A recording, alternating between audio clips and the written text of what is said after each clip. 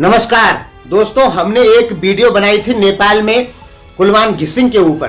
तो उसमें बहुत सारे लोगों ने कहा मुझे कि अगर आपको इतनी जानकारी है तो बताइए कि कुलमान घिसिंग नेपाल विद्युत प्राधिकरण के नए एमडी बनेंगे कि नहीं बनेंगे।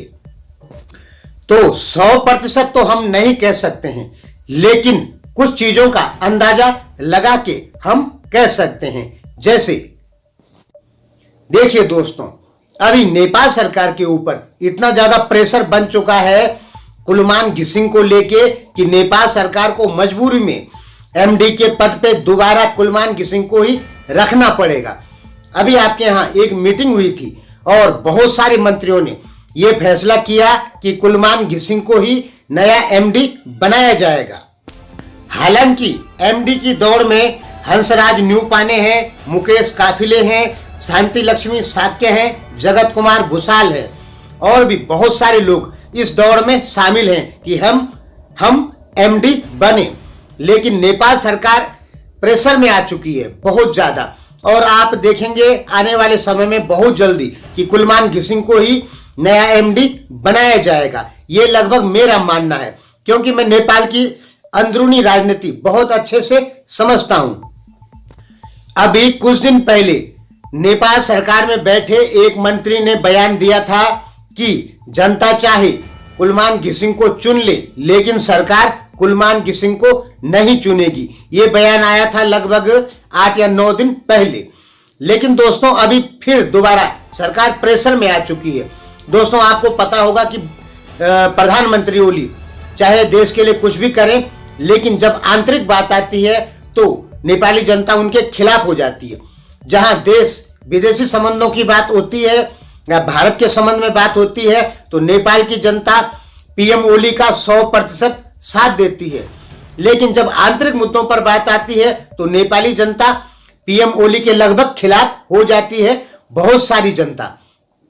तो अब प्रधानमंत्री ओली ये बिल्कुल नहीं चाहते हैं कि किसी दूसरे मुद्दे पे नेपाल की जनता उनको घेरे। तो इस समय नेपाल कम्युनिस्ट पार्टी के ऊपर बहुत ज्यादा प्रेशर है जनता में बैठे बहुत सारे लोगों का कि कुलमान घिसिंग को ही नया एमडी बनाया जाए। और नेपाल कम्युनिस्ट पार्टी उनको एमडी नहीं बनाना चाहती है, क्योंकि नेपाल कम्युनिस्ट पार्टी यदि उनको एमडी बना देती है तो बहुत सारे उद्योगपति जो हैं जिनका सपोर्ट नेपाल कम्युनिस्ट पार्टी को है, उनका सपोर्ट नेपाल कम्युनिस्ट पार्टी को नहीं मिलेगा। इसलिए नेपाल कम्युनिस्ट पार्टी है वो दो तरफ से दबाव में आ गई है, एक नेपाल के उद्योगपतियों से, दूसरा नेपाल की जनता से वोटों के दबाव में।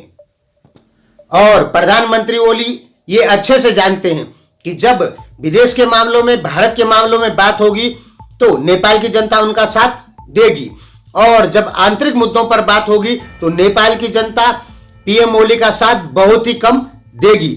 इसलिए नेपाल कम्युनिस्ट पार्टी कुलमान घिसिंग को लेके प्रेशर में आ चुकी है।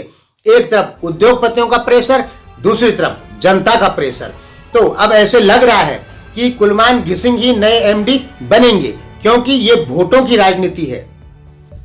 कुलमान घिसिंग को नहीं बनाएंगे तो जनता में बैठे बहुत सारे लोग विरोध जरूर करेंगे, जिससे कुछ ना कुछ वोट नेपाल कम्युनिस्ट पार्टी के कम होंगे। और बहुत सारे नेपाली लोग, नेपाली मीडिया विश्लेषक सरकार के ऊपर फिर उंगली उठाएंगे कि यह सरकार भ्रष्टाचारी है यदि कुलमान घिसिंग को नहीं बनाते हैं। तो